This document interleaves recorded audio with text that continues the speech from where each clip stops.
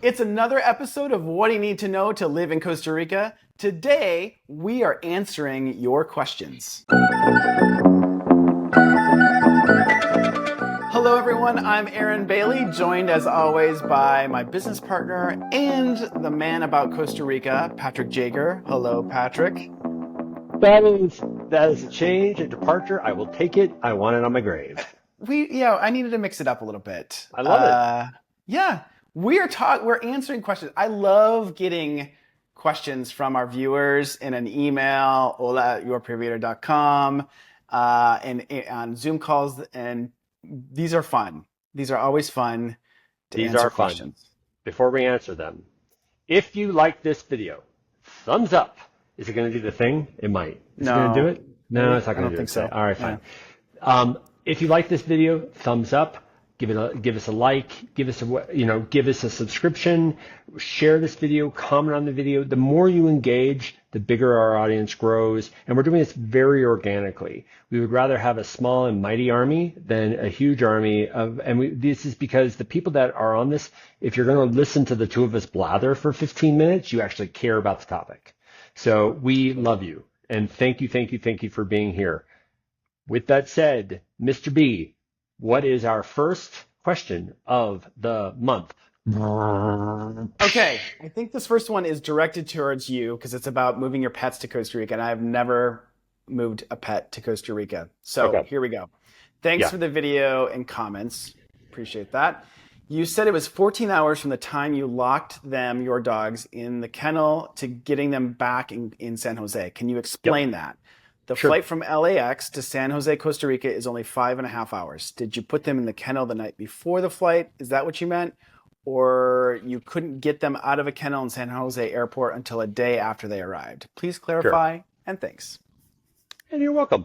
So we did answer this also on our YouTube page. So for those of you who read it there, I'm glad. But the reality is, so my dogs are too big to be inside, so we had to go into cargo. I worked, and by the way, they're so big, the size of the carrier is so big that Alaskan and American, which both will take dogs, and United, they wouldn't. The dogs are too big. So I worked with Avianca, which is a Guatemalan or Mexican airline. I always forget.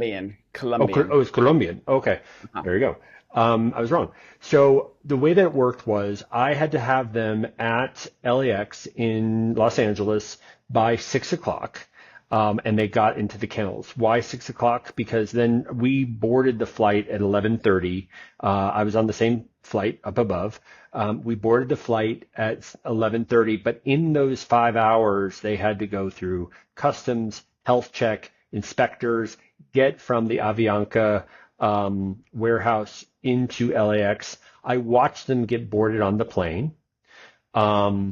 We flew we wheels up at midnight, flew to Guatemala City. We were only on the ground for like 45 minutes. People got on, people got off. It's like a commuter bus.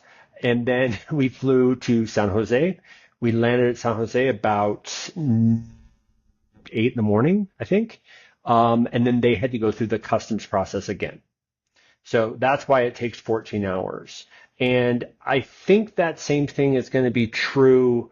Well, it depends on the airline. Every airline is going to be different. But if they're going in cargo, then you do have to allot for a lot of time. So you need to work with that. I worked with someone that helped me get all that processed. So all I had to do was drop them off. The kennels were already there. And people might say 14 hours, that's a really long time. Only doing it once. They are there. They're not coming back. They love our house. They love the iguanas. Poor Vida, they are living their best Costa Rican life. I love it. Yep. All right. Hope that clears up those questions. Next one. I think this is maybe also for you, or do you want to ask this? No, I don't think so. So this was a back and forth we had with someone off of the video. They said for retired folks wanting to be near good healthcare services, is San Jose the only realistic location? And then we gave an answer like, no, San Jose definitely has the most, especially if you're going private. Then he responded back and said, and even quality CAHA service, that's the public healthcare service, is separate from private service paid for in cash or insured, question mark. Although insurance is difficult to obtain over 65, question mark, and an expat retiree can pay into CAHA for any routine treatment, question mark, blah, blah, blah, blah, blah. So the question is, A is San Jose. I think we answered that, but more importantly, can someone that's of retirement age get into CAHA? How hard is that to get into CAHA? Mr. Bailey. You're closer to retirement than I am. I've got decades. Okay, first of all, sorry, I know this is a family channel, but F you. Secondly, I think you've Love done more you. of the research on CAHA, but I think here's the long and the short of it is you can't go into CAHA until you have your visa Temporary long term. residency. Yeah, temporary Right. residency. So Yes. until then, you have to private pay. Yes. Walk through the process. So literally it's like going to a doctor anywhere else. You walk in, you can get a quote. Oftentimes it's a quote up front. They'll tell you how much it's going to cost.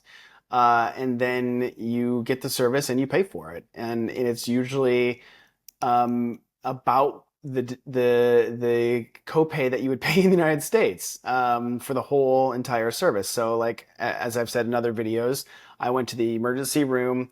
I got an X-ray and an ultrasound for $271. Um, I am going to get an annual physical and checkup in San Jose, but it's a health clinic throughout the country, private.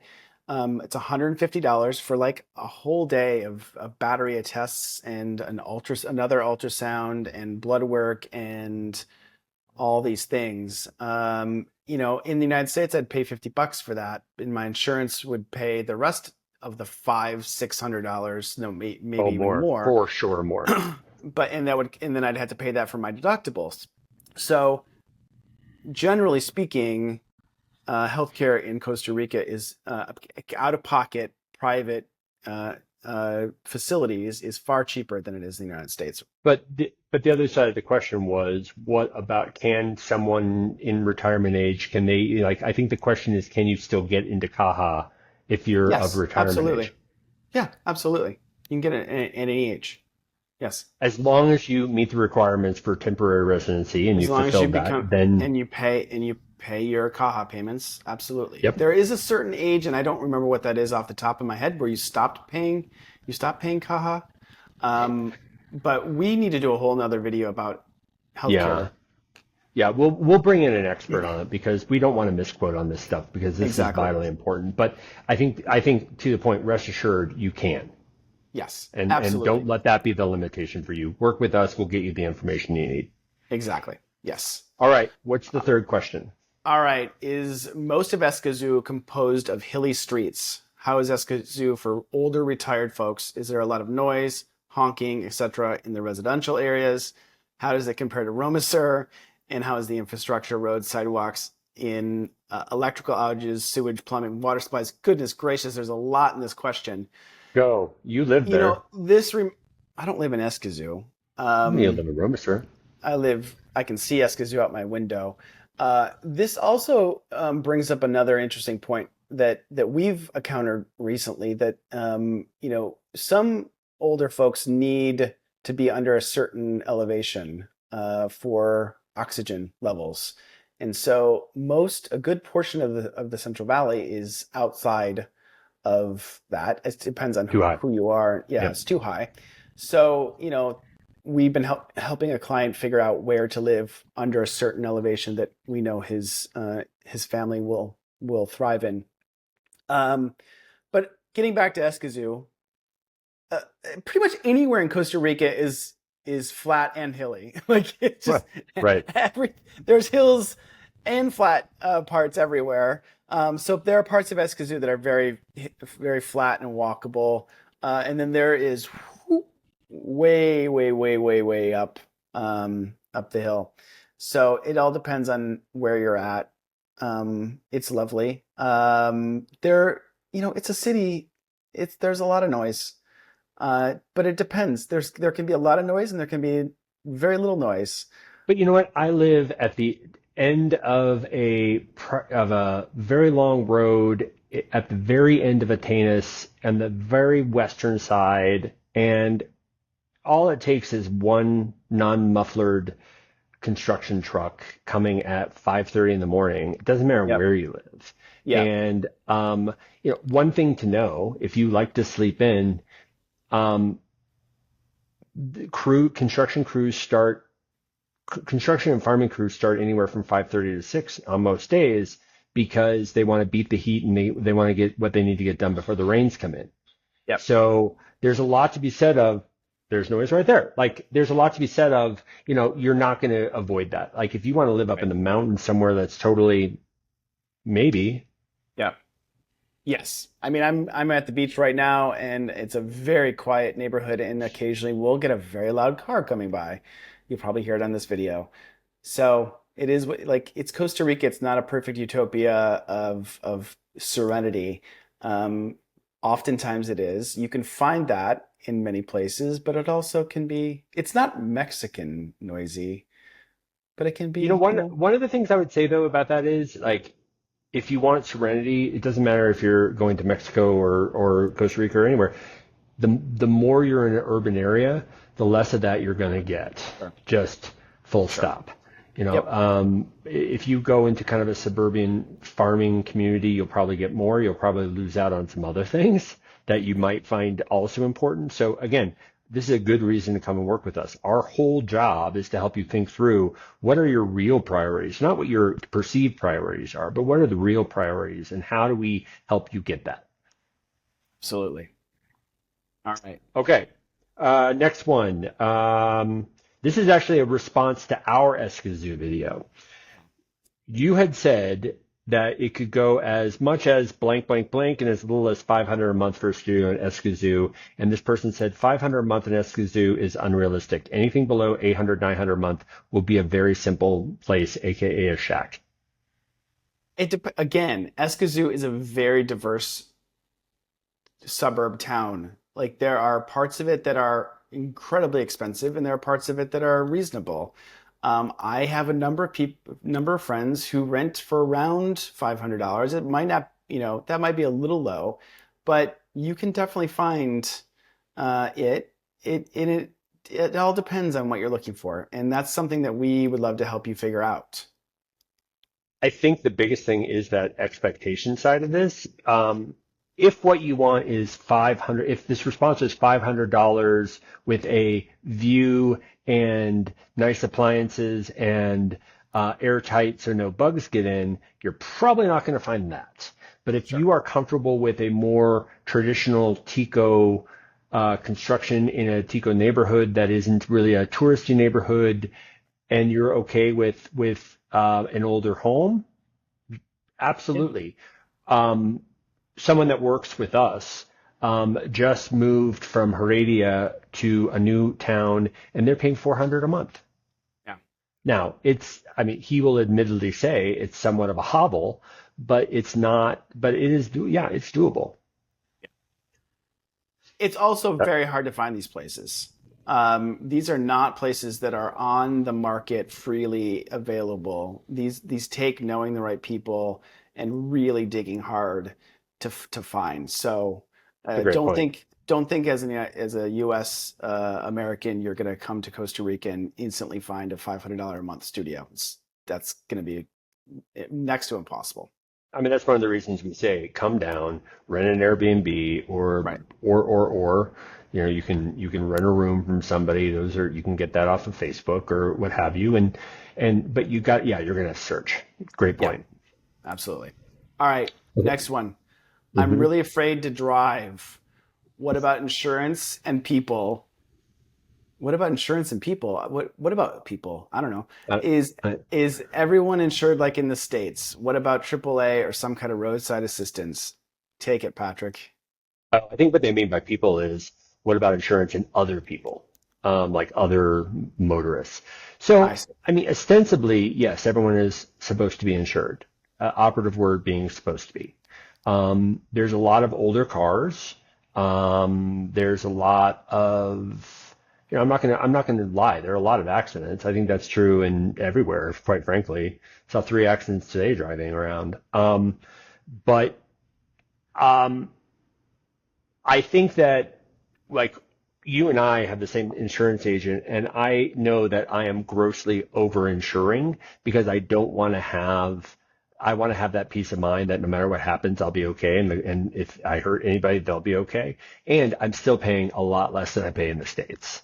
So it's insurance is fine. It's easy to get. We're happy to help you find that no matter where you are. It's readily available. Everybody is supposed to be insured. How much they do that? I mean, I will say, they do some really interesting placards on people's cars here, so that you really can see exactly what people have and what they've done. So that's not necessarily about insurance, but like that people are in this system. Like it would be hard to not be current. It's pretty obvious. In terms of AAA, no, there is not a AAA. There's kind of two. Well, there's three ways to do it. There's a lot of times you can get it through your insurance company, and there's a roadside assistance number. Now, that might take a long time, Yeah. because there's probably not, it's not like AAA where there's a bank of 100, operators standing by.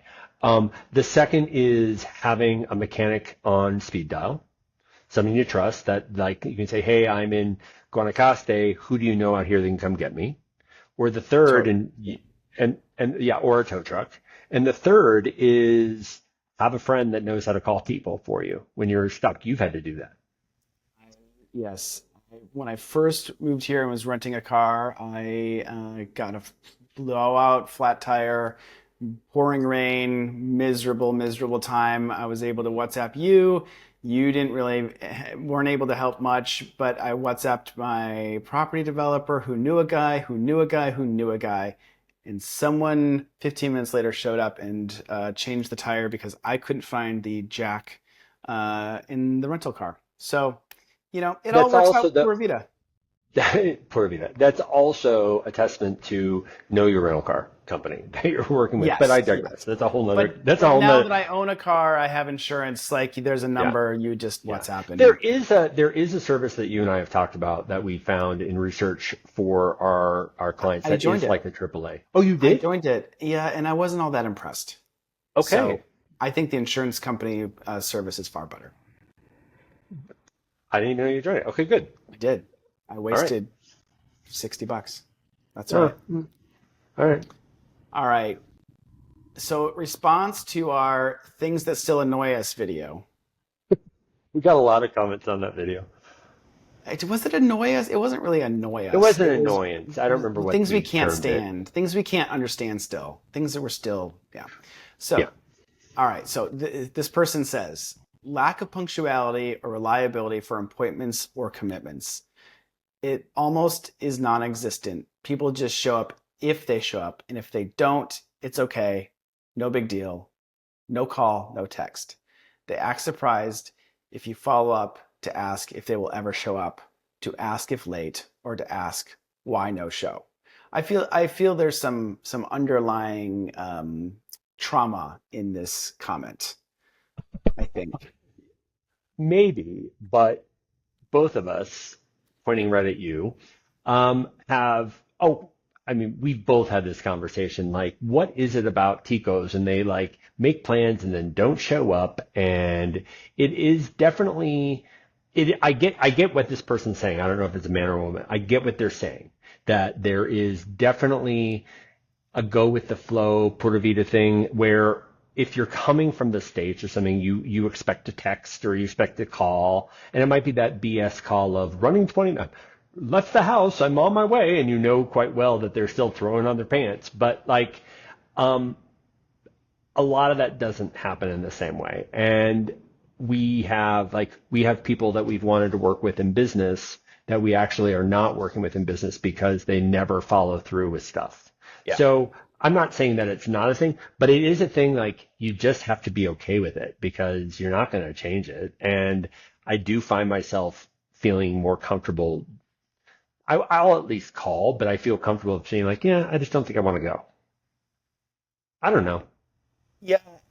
I think I've had some really good experiences lately. Knock on wood or some wood. It's all around me actually. But lately, people, service providers have shown up when they're supposed to show up. Gotten like my landlord in the city is really responsive to things. Uh, I've had some work done in this house and been really responsive. So, or maybe I'm just becoming more attuned to the flow of Pura I Vida. think it's that, Aaron. I think it's that because like it really, I mean, and it also is cyclical. Like Yeah. all I wanted was a dog door put in my fenced, my screened porch. Same construction guy I've worked with on a bunch of the huge deck, steel deck I built, like all these different things. I'll be there next week. And it was like a month and a half later that they finally did it and they did it wrong. So like sometimes that happens, but to your point, then like people show up a day early and they're like, "Hey, I had some time. Do you mind if I do it early?" I'm like, "Hell yeah." So yeah, I think you're just adjusting. Good for you. Life is I good. don't see any others. I think we answered them for this month. We answered them for this month. I always love these. Boom. Let's the next month see if we can get some really crazy oddball niche questions. Come on, people. Oh, Send them in. Try gauntlet to stump dropped. us. Try to stump. There are some of you that I know religiously watch all of these. So Uh-huh. if you did figure out some really, I love that gauntlet dropped. Uh-huh. Let's do it. Okay. All I'm right. excited. All right. Well, Yes. Patrick, yeah. how should people contact us if they have that obscure, crazy question, or or if they just want to say hi? Well, Aaron, thank you for asking. So you guys know the drill. If you want to reach out to us vis-a-vis email, ola@yourpuravita.com.